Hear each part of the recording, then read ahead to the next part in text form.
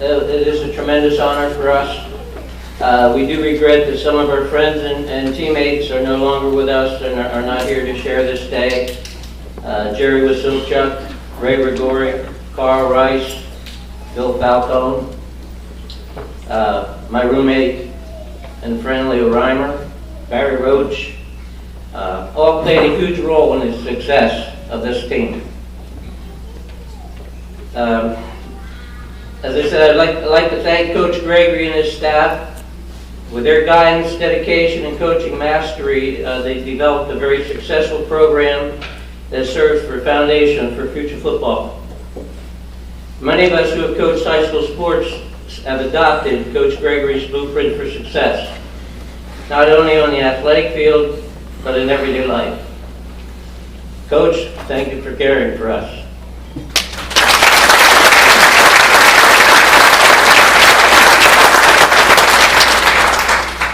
Over the years, we tend to embellish stories and events and sometimes become legends in only our own minds.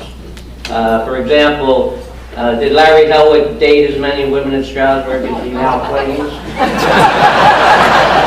Or really, Denny, how big was that steelhead that you caught up in the Salmon River?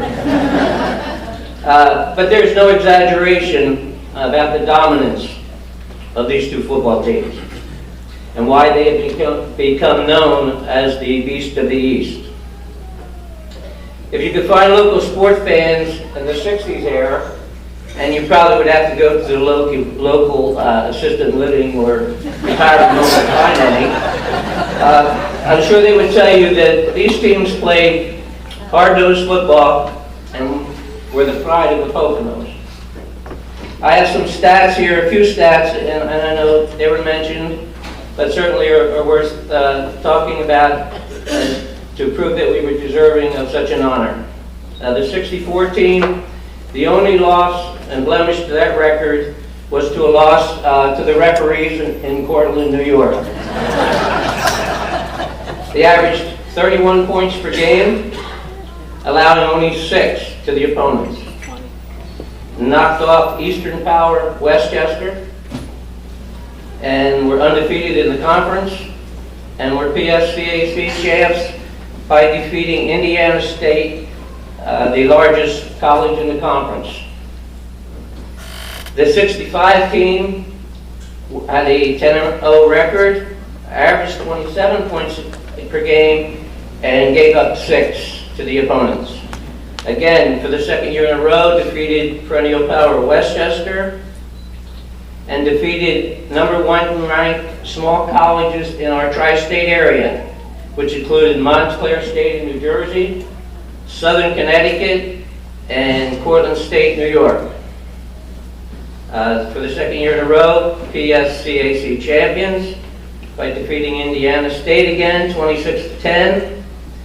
The 65 team was the only unbeaten, untied team in the state of Pennsylvania, and only one of 5 undefeated teams in the country. They were ranked as high as 4th among NAIA small colleges in the country, and in the final stats, NAIA rankings, they ended up 4th in rushing offense, 15th in total defense, and 25th in passing defense. And that is out of talking probably close to 1,000 small colleges in the country. Quite an accomplishment. When our teams are going to be introduced today at halftime, I'm sure the fans in the stadium will probably look at the team members and comment how small stature we are. And by today's standards, that's probably true.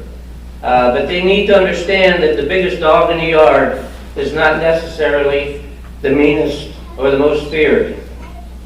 My wife Kathy and I have followed ESU football for the last 45 years and have seen many tremendous individual players on the various teams, some even getting a shot at the pros.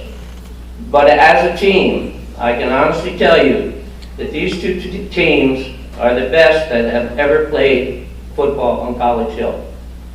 Thank you, ESU, for remembering us.